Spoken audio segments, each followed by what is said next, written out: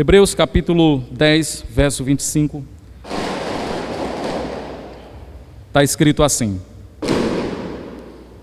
não deixemos de congregar-nos, como é costume de alguns, antes façamos admoestações, tanto mais quanto verdes que o dia se aproxima. Eu vou ler mais uma vez.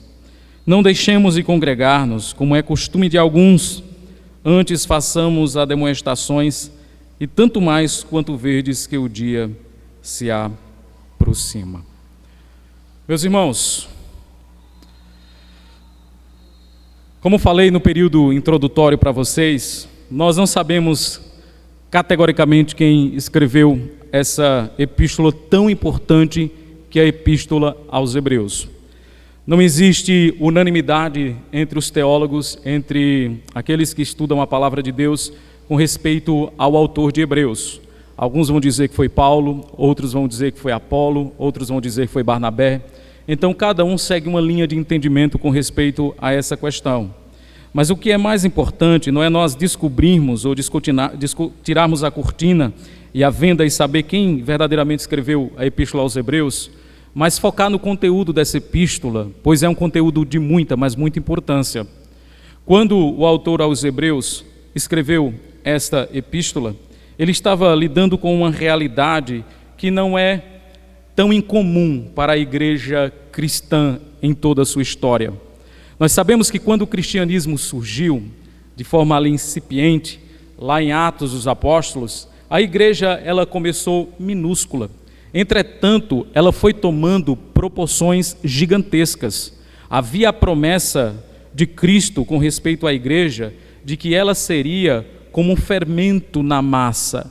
Então, havia uma grande promessa de que a igreja iria crescer, e crescer de forma robusta, e tomar todas as esferas. Então, a igreja, ela tem essa promessa de Jesus Cristo, e ela surgiu ali no período entre cristãos, entre os judeus. Os judeus foram os primeiros convertidos ao cristianismo. Quando eles se convertiam ao cristianismo, automaticamente eles abandonavam o judaísmo. E cá para nós, você passar toda uma vida dentro de uma religião como o judaísmo, e de repente você abandonar o judaísmo para seguir o cristianismo, aqueles compatriotas, que ficaram no judaísmo, não ia deixar com que a vida daqueles judeus que abandonaram o judaísmo fosse uma vida fácil. Muitos judeus cristãos tiveram bens confiscados, sofreram muitas pressões por parte dos seus compatriotas. Eles tentavam colocar o cristianismo em descrédito, pois eles acreditavam que o cristianismo era um braço sectário do judaísmo, e que o verdadeiro judeu não deveria abandonar o judaísmo, mas deveria seguir o judaísmo. Eles não deveriam voltar ao cristianismo e à fé cristã. Mas muitos judeus estavam abandonando o judaísmo, estavam seguindo o cristianismo. E por causa das grandes opressões e perseguições que aqueles judeus estavam sofrendo, muitos deles retrocediam e voltavam novamente ao judaísmo. Por que eles faziam isso? Talvez por medo de perder bens, por medo de perseguição, por medo de algum tipo de retaliação. Haja vista, aqueles que patrocinaram a primeira perseguição contra os cristãos não foram os romanos, foram os judeus. Os judeus foram aqueles que se levantaram não somente contra Cristo, mas eles também se levantaram posteriormente contra os discípulos de Cristo.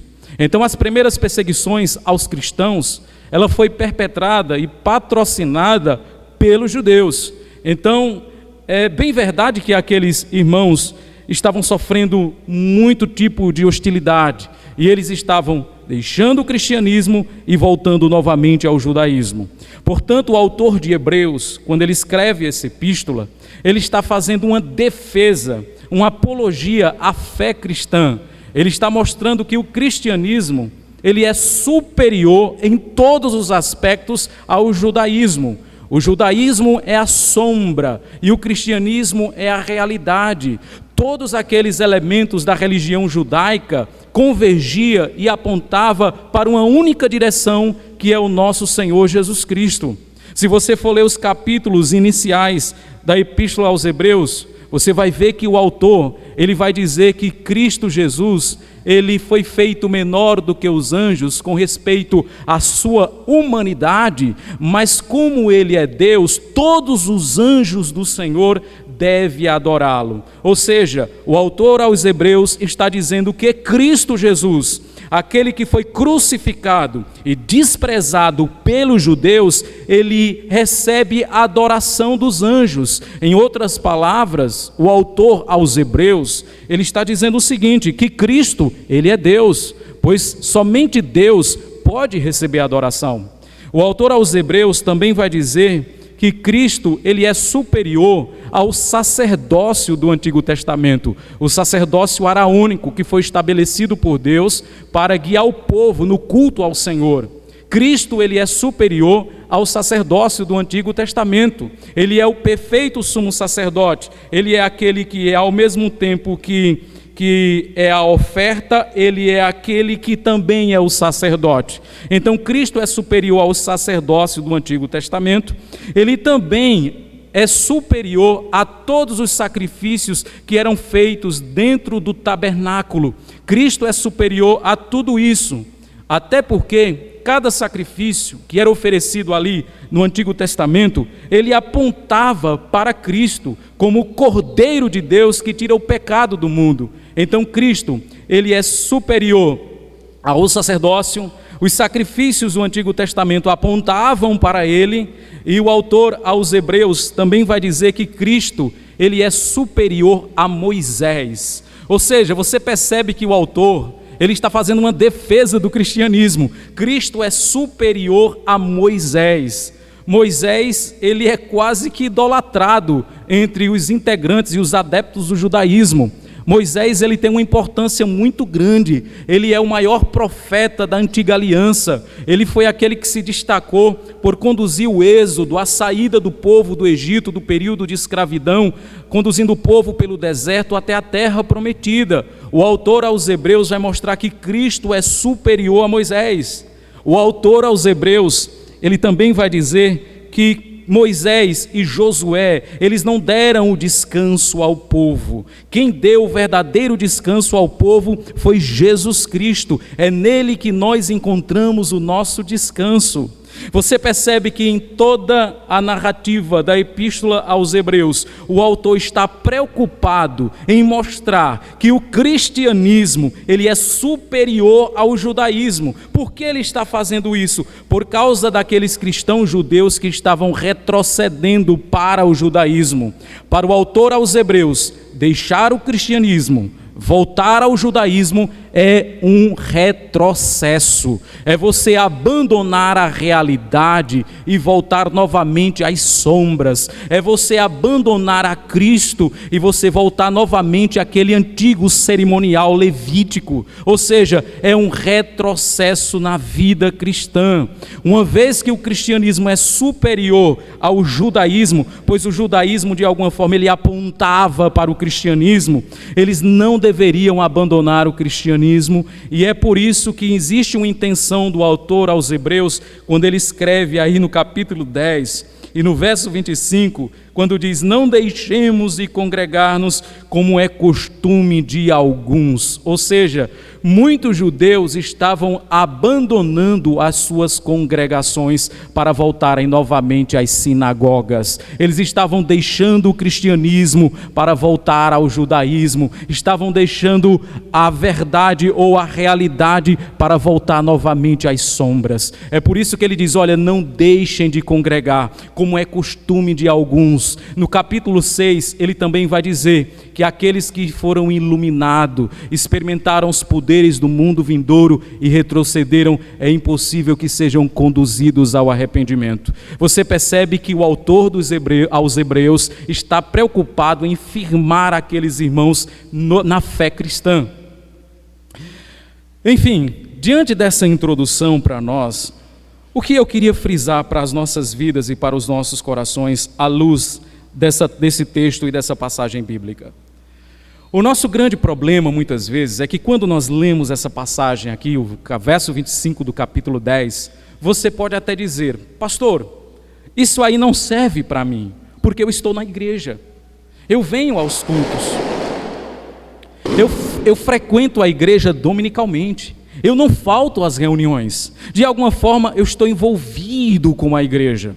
Mas para deixar de congregar, de viver a vida comum na comunhão dos santos, não é preciso você abandonar a igreja. Abandonar a igreja é uma das formas de você fazer isso. Todavia, nós podemos abandonar a comunhão cristã e continuar frequentando a igreja. Porque veja o que ele diz aí na parte final do verso 25. Antes façamos admoestações, e tanto mais quanto vedes que o dia do Senhor se aproxima. Ou seja, congregar aqui para o autor aos Hebreus não é frequentar as reuniões religiosas da igreja somente. Para o autor aos Hebreus, congregar é viver a vida no contexto da igreja. Admoestar uns aos outros, aqui a palavra admoestar é uma palavra grega chamada de noutétel, de onde vem a palavra nouteses, que significa confrontar, que significa expor a verdade. Quando ele diz admoestar uns aos outros, ele está dizendo que congregar é mais do que vir à igreja. Congregar são vidas adentrando vidas dentro do contexto eclesiástico. Então você pode estar vindo à igreja e não estar congregando. Quando nós pensamos em pessoas que não congregam, quando nós pensamos em pessoas que abandonaram a comunhão dos santos, logo que vem em nossa mente são os famosos desviados, os famosos desigrejados, aqueles que abandonaram suas congregações, abandonaram suas igrejas, estão buscando viver uma espécie de subcristianismo. Isso também é uma forma de você abandonar a comunhão dos santos. Infelizmente, hoje nós vivemos um quadro muito triste dentro do evangelicalismo brasileiro. Por que nós vivemos esse quadro triste? Antigamente, e talvez vocês vão entender o que eu estou falando, você conversava com uma outra pessoa na esquina, na rua, e você perguntava: de que religião você é? A pessoa dizia o seguinte: olha, eu sou católico, só que eu não sou praticante. Você já ouviu pessoas falarem isso? Eu sou um católico que não sou praticante. O que é um católico não praticante? É o católico que só vai no velório de alguém da família que morre. Ele não frequenta a missa, ele não comunga na igreja, ele não participa da vida dentro do contexto religioso católico romano. Ele foi batizado na igreja católica, então ele se identifica como católico não praticante. Pasmem, hoje existem evangélicos não praticantes. O que é um evangélico não praticante? É alguém que já frequentou uma igreja, é alguém que participou um período da sua vida de uma igreja e se afastaram da igreja, mas elas ainda continuam se identificando como evangélicas. Você pergunta: de que religião você é? A pessoa diz: olha, eu sou evangélico, mas faz um bom tempo que eu não vou na igreja. Ou seja, ela se intitula evangélica, mas ela é uma evangélica não praticante, ou seja, ela não frequenta a igreja, ela não participa da vida da igreja, mas ela carrega o título de evangélica. Até porque carregar o título de evangélico hoje é moda. Houve um momento que você perderia a sua cabeça se você falasse isso na história do cristianismo. Mas hoje você dizer que é um evangélico, você recebe até algum tipo de status na sociedade. Hoje está na moda ser evangélico. E ser evangélico reformado, melhor ainda, que é ser um cristão com selo de qualidade. Infelizmente, meus queridos, hoje nós estamos nos deparando com esse quadro estarrecedor de muitas pessoas que abandonaram a igreja saindo dela. Depois eu vou falar daqueles que abandonaram e continuam dentro delas, para mostrar a importância de nós vivermos a vida comum dentro do nosso contexto da igreja.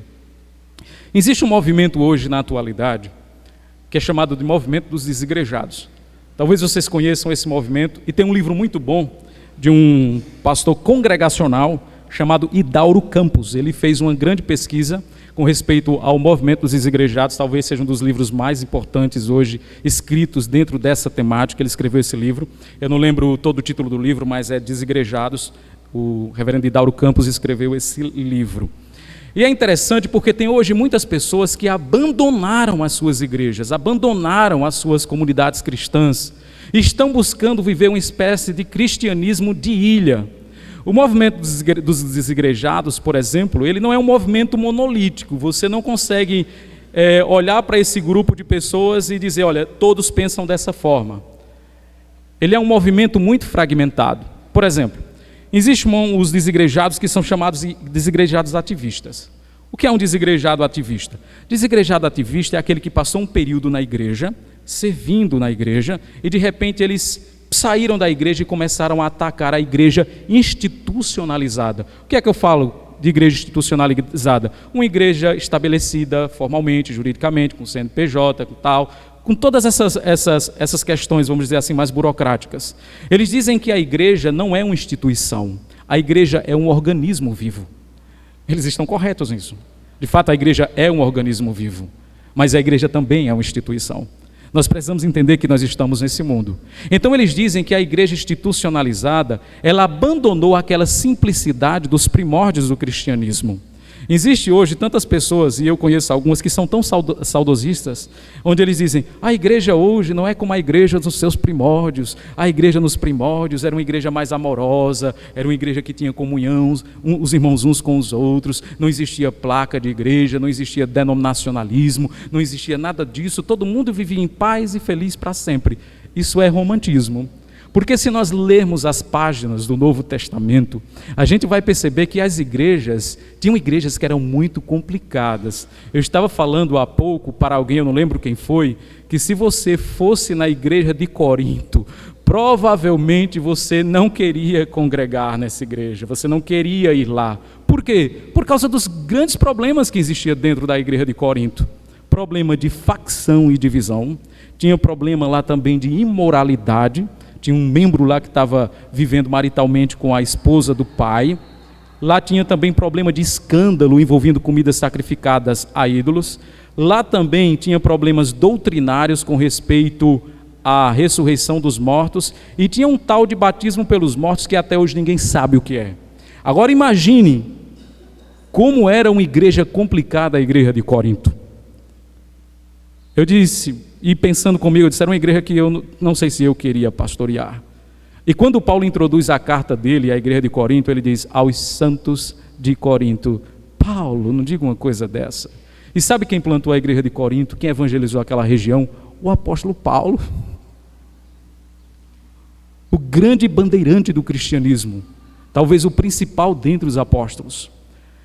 Queridos, além desse movimento de desigrejados que são os ativistas, que abandonaram as suas congregações e hoje atacam a igreja institucionalizada, eu não sei se você gosta, mas tem um escritor que já foi pastor, que eu jamais indicaria para membros da minha igreja ouvi-lo, que é o Caio Fábio de Araújo Filho. Talvez ele hoje seja um dos maiores proponentes que atacam aí a igreja institucionalizada. Geralmente esses desigrejados ativistas defendem Caio Fábio como se ele fosse um papa.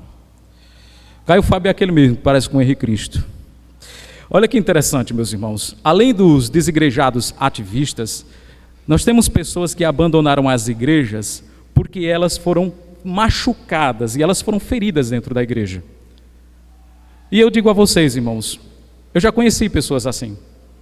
Eu conheci pessoas que passaram por experiências amargas dentro da igreja. Eu tenho um primo meu, eu gosto de citar muito o exemplo dele, quando eu falo sobre isso. Ele que pregou o evangelho para mim, ele que me conduziu à igreja.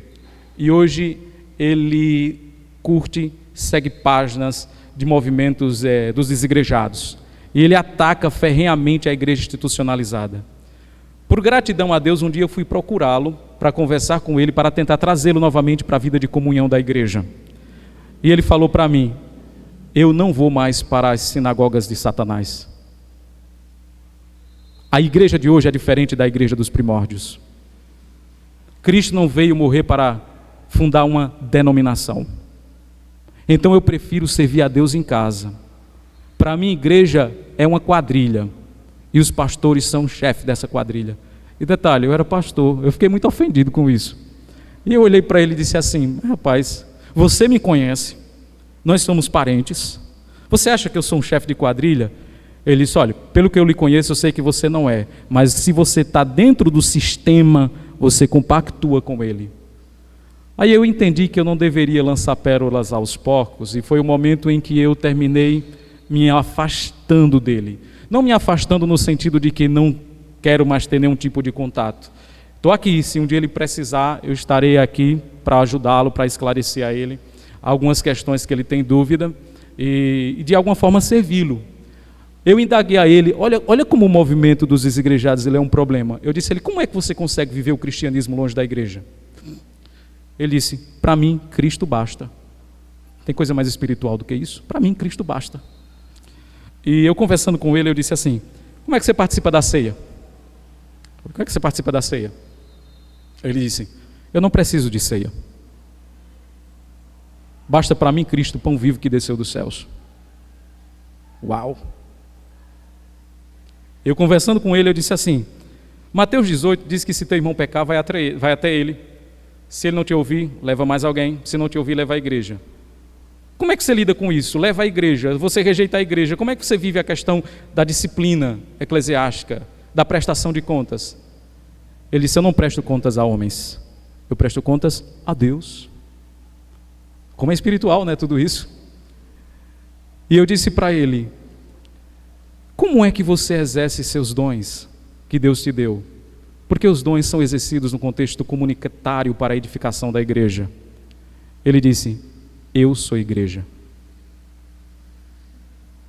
Eu sou igreja. Eu respirei fundo assim e fiquei pensando, nossa, como é difícil. Existe outro ramo, outro grupo de pessoas dentro desse movimento, que são os que foram decepcionados. Foram pessoas que foram desiludidas na igreja. E eu digo que essas pessoas, elas foram desiludidas porque elas conheceram a igreja, elas não ouviram falar da igreja como ela é, criaram uma caricatura da igreja para elas, e elas entraram dentro das igrejas com expectativas irreais. Eu digo isso porque quando pregaram o evangelho para mim, e falaram, olha, vá para a igreja, busque a Cristo, a igreja é um lugar de paz, os irmãos se amam, falaram isso para mim. Você vai experimentar a verdadeira comunhão cristã, você vai experimentar a paz. E eles pintaram para mim como se a igreja militante fosse a igreja triunfante, que não existisse pecadores no meio dela. E eu entrei dentro da igreja, e nas reuniões da igreja eu vi o diácono batendo boca com o pastor. Eu disse, meu Deus, onde eu estou? Eu via irmãos muitas vezes que não se falavam um com o outro. E isso gerou no meu coração uma grande decepção. Deus foi muito bondoso comigo, que me fez compreender, e eu não saí da igreja por causa disso. Eu já fui machucado na igreja, eu já fui ferido na igreja. Entretanto, eu também já feri na igreja. Igreja é lugar de santos pecadores e de pecadores santos. Martinho Lutero, o grande reformador, ele tem uma frase fantástica quando ele diz que nós somos simultaneamente justos e pecadores. Ao mesmo tempo que nós somos justos diante de Deus, nós ainda carregamos a noda e a mancha do pecado em nosso coração. É por isso que você entra dentro da igreja e você vai ver pessoas que se machucam, pessoas que se ferem. E a melhor atitude que você tem diante dessa realidade não é você fugir da igreja, não é você sair da igreja, abandonar a comunhão cristã e tentar viver uma espécie de cristianismo que não é bíblico. É justamente aqui dentro onde que Deus escolheu para tratar os nossos corações. Sabe o que eu fico pensando com pessoas que abandonam as suas igrejas, não querem servir na igreja, mas querem viver um cristianismo solitário? Eu fico pensando, já imaginou? Eu estou aqui hospedado na casa do pastor Rubens, e de repente eu chego para o pastor Rubens e digo assim, pastor Rubens, o senhor é um cara gente fina, o senhor é nota 10, mas Islene não vale R$1. Sabe o que ele diria? Pastor, o senhor não é bem-vindo aqui na minha casa. E ele está certo em fazer isso. Porque ao atacar a esposa dele, eu estou atacando a ele. O movimento dos desigrejados, eles fazem isso. Eles querem Cristo, mas eles rejeitam a noiva de Cristo.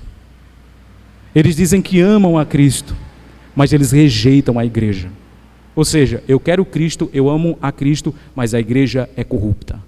Mas a igreja não presta. Mas a igreja é uma quadrilha. Que tipo de amor por Cristo é esse? Se eu digo que eu amo a Cristo, eu vou estar no lugar que Cristo estabeleceu para mim. E Cristo me deu uma família. E a família é a igreja, são os santos. Então você tem os ativistas, você tem pessoas que foram decepcionadas na igreja. Eu tenho certeza que se eu perguntasse aqui, quem já foi decepcionado aqui? Levante a mão. Quem já foi ferido aqui na igreja? Levante a mão. Pode levantar, levante. 1, 2, estou brincando, vou contar não. Quem aqui já feriu pessoas na igreja? Obrigado por sua honestidade. Porque muitas vezes nós focamos naquilo que fizeram conosco, mas nós não somos flor que se cheire. Eu gosto muito de uma frase do Dr. John MacArthur, que ele diz o seguinte, que se você estiver andando numa esquina e encontrar uma igreja perfeita, não entre dentro dela para você não estragar. Se você entrar dentro dessa igreja, você vai acabar com ela. A igreja, ela é feita para pecadores como eu, ela é feita para pecadores como você. Ah, mas na igreja tem hipócritas. Sempre há lugar para mais um. É justamente esse lugar, com pessoas falhas, com pessoas que erram, com pessoas que ferem, que Deus escolheu para que, através das feridas, Ele curasse você. As feridas que nós experimentamos dentro da igreja é o elixir de Deus para a nossa alma. E como nós crescemos em um ambiente de igreja, às vezes, igrejas com conflitos, com dificuldades. Eu não estou dizendo que você vai ter que criar confusão na igreja. O que eu estou dizendo para você é que um ambiente, às vezes, de igreja é um ambiente um pouco tenso, e Deus vai usar tudo isso para trabalhar nos nossos corações. Um bom marinheiro, ele é feito no meio da tempestade. Eu sempre digo que o que foge um bom pastor são irmãos complicados. E o que foge a vida de irmãos é um pastor complicado. Mas nós desprezamos os métodos de Deus para o nosso crescimento. Irmãos, esse movimento de pessoas que abandonaram a comunhão dos santos, abandonaram a igreja, existe um grupo dentro desse movimento que gosta de ouvir pregações pela internet. Eles não frequentam a igreja, mas está lá ouvindo Augusto Nicodemos, Hernandes Dias Lopes, Jonas Madureira. Eles colocam ali no domingo, na sua telinha, fica ali com o seu short samba canção, comendo bolacha e assistindo a pregação. Eles fazem uma espécie de substituição.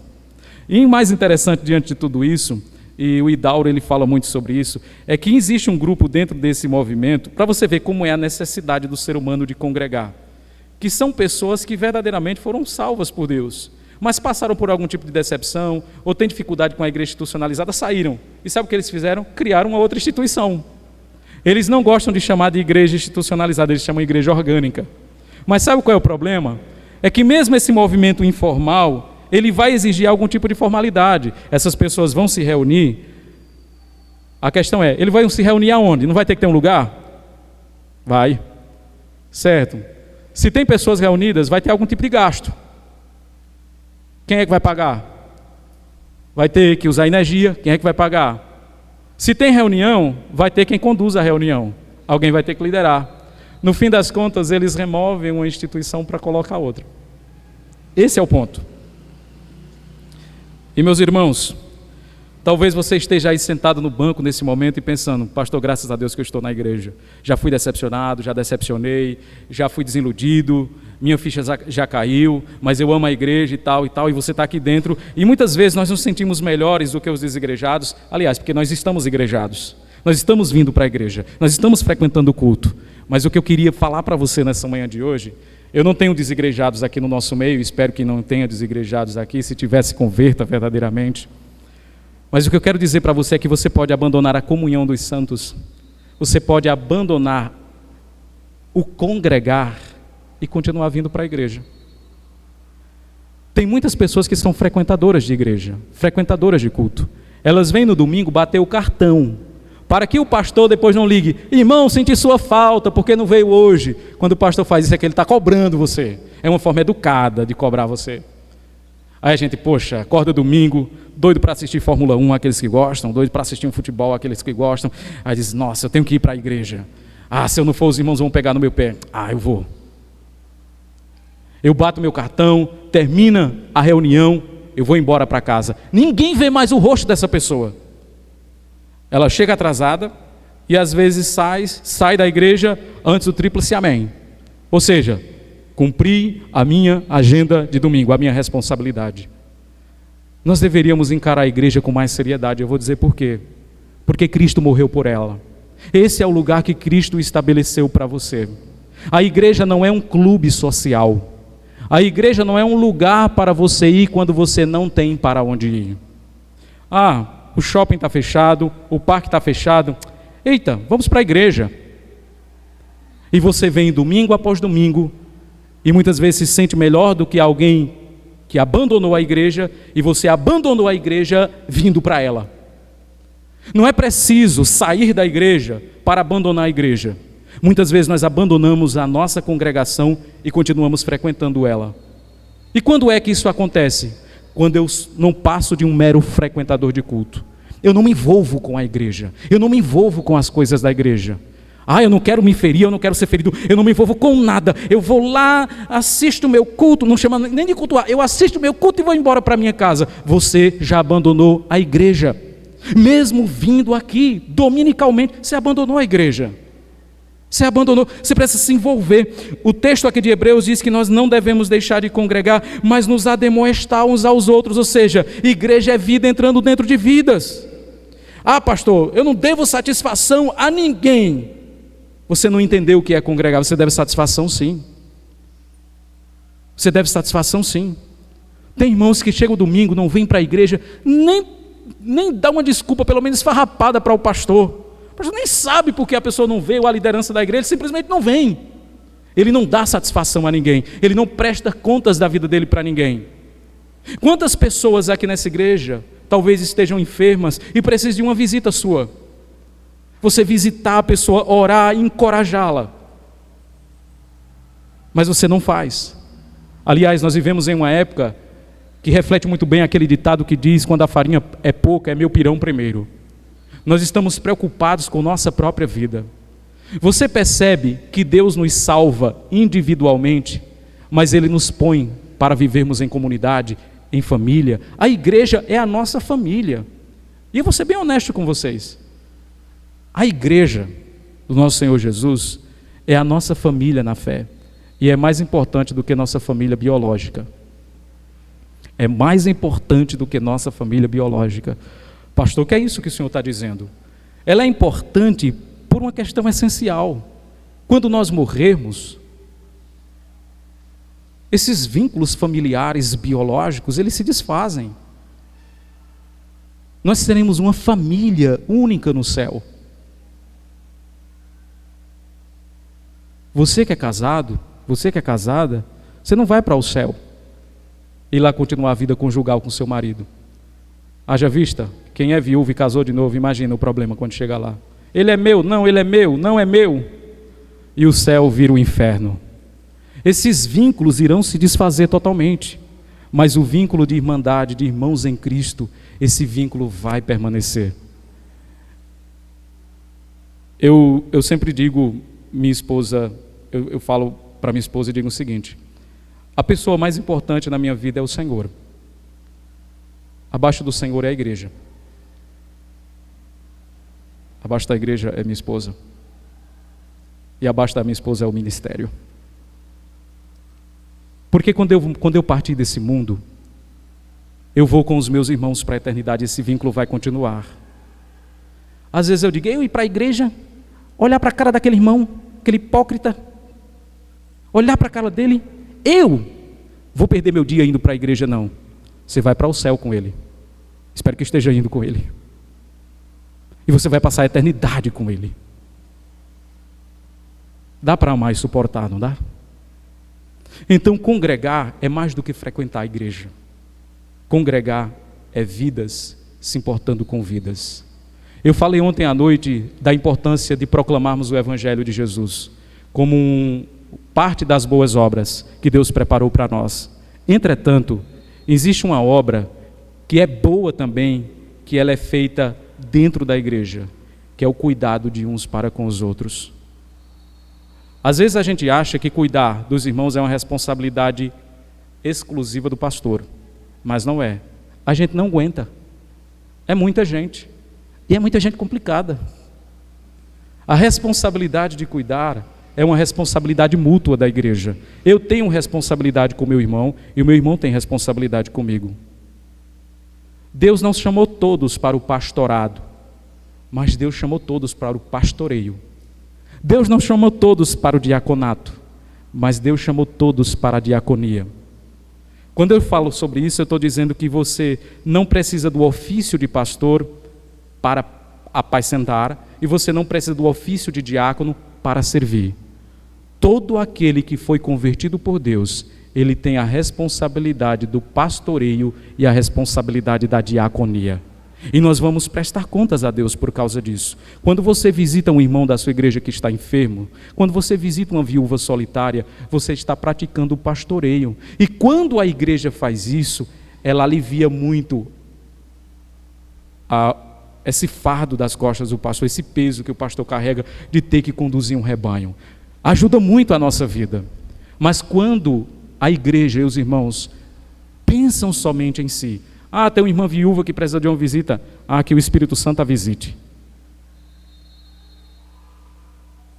Tem um irmão na igreja que está padecendo e precisando de algo, e eu posso ajudá-lo. Deus te abençoe. Isso não é congregar. Eu queria mostrar para você nessa manhã de hoje que congregar é mais do que vir à igreja. Congregar é mais do que frequentar a igreja. Congregar é quando você se importa com quem está do seu lado. É quando você se importa com o seu irmão. E nós precisamos resgatar isso na vida da igreja. E não ficar somente descendo a lenha nos desigrejados que saíram.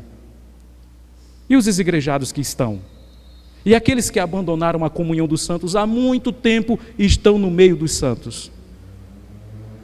Para abandonar a igreja não é preciso sair dela. Nós fazemos isso dentro dela. Quando nós nos acostumamos com o sagrado. Quando nós nos familiarizamos com o sagrado. Eu já sei o que o pastor vai pregar. Eu já sei de tudo. Eu estou indo lá só para bater meu cartão, já sei o que o pastor vai falar. O momento da ceia do Senhor, um momento tão sagrado, você encara às vezes como um piquenique. Você não medita naquelas realidades ali, você se familiarizou com o sagrado. E você terminou abandonando a igreja, continuando dentro dela. Irmãos, o melhor termômetro, e aqui eu já estou partindo para o fim, o melhor termômetro para você medir o seu relacionamento com Cristo é a sua vida na igreja local. É a sua vida na igreja local. Como você é na igreja local é um reflexo do seu relacionamento com o Senhor Jesus.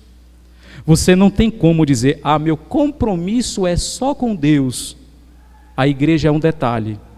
Não separe aquilo que Deus uniu. Eu não sou católico romano. Eu sou um cristão reformado. Eu não creio que a igreja ela é a extensão da encarnação de Cristo no aspecto ontológico. Ou seja, como se a igreja fosse uma parte que forma o Cristo total, como defende o catolicismo. Mas eu creio que Paulo usa uma linguagem analógica quando diz que a igreja é o corpo de Cristo, para falar que a igreja, ainda que não seja Cristo, ela está conectada a Cristo. Nós estamos em uma união chamada de união mística com o nosso Redentor. É por isso que a igreja é representante de Cristo no mundo. Quando você rejeita a igreja, você rejeita Cristo. Mas a gente infelizmente pensa o seguinte, eu posso estar em comunhão com Cristo, ainda que eu não esteja com a igreja. Isso não existe. Você não pode criar esse tipo de cristianismo que nunca encontrou precedentes na história. Os cristãos sempre compreenderam que a comunhão com Cristo desemboca na comunhão com a igreja. O amor a Cristo se desemboca no amor à igreja. O serviço a Cristo se desemboca no serviço à igreja. Você não tem como separar essas duas coisas. Portanto, meus irmãos, pensemos, à guisa de conclusão, pelo menos em 3 aspectos importantes aqui. Primeiro, não se esqueça que você não precisa sair da igreja para poder deixar de congregar. Você pode deixar de congregar estando dentro dela. Você não precisa sair da igreja para deixar de congregar, mas você pode deixar de congregar estando dentro da igreja. Como isso acontece? Quando eu encaro a igreja como um mero clube social, como uma reunião que eu posso ir quando eu não tiver nada para fazer, quando eu não me importo com os meus irmãos, quando eu estou aqui somente para ser servido e não para servir. Eu gosto de uma ilustração interessante do reverendo Augusto Nicodemos Lopes, quando ele diz o seguinte, que a igreja, muitas vezes, ela se parece se parece com um ônibus coletivo. O pastor é o motorista, o cobrador é o diácono e os passageiros são os membros. Eles lá pagam, passam o cartão, se sentam e ficam lá confortáveis, indo em direção ao seu caminho. A igreja não é um ônibus coletivo, a igreja é um barco a remo. Quem aqui já assistiu o filme de Ben-Hur? Eles eram capturados, homens eram capturados como escravos, eles eram colocados nas galés dos navios, e cada um pegava o seu remo, e ficava ali o comandante dizendo, direita, esquerda, forte, fraco, e eles estavam ali. Igreja não é um ônibus coletivo, igreja é um barco a remo. Cada um põe sua mão no remo e começa a remar. O pastor vai direcionando e nós vamos remando. Até porque nós não somos onipresentes como pastores, nós não temos como conduzir todas as coisas. Segunda coisa importante que nós precisamos frisar também é que Cristo salvou você da condenação eterna e deu uma família para você. E deu uma família para você. A família que Ele lhe deu é a igreja.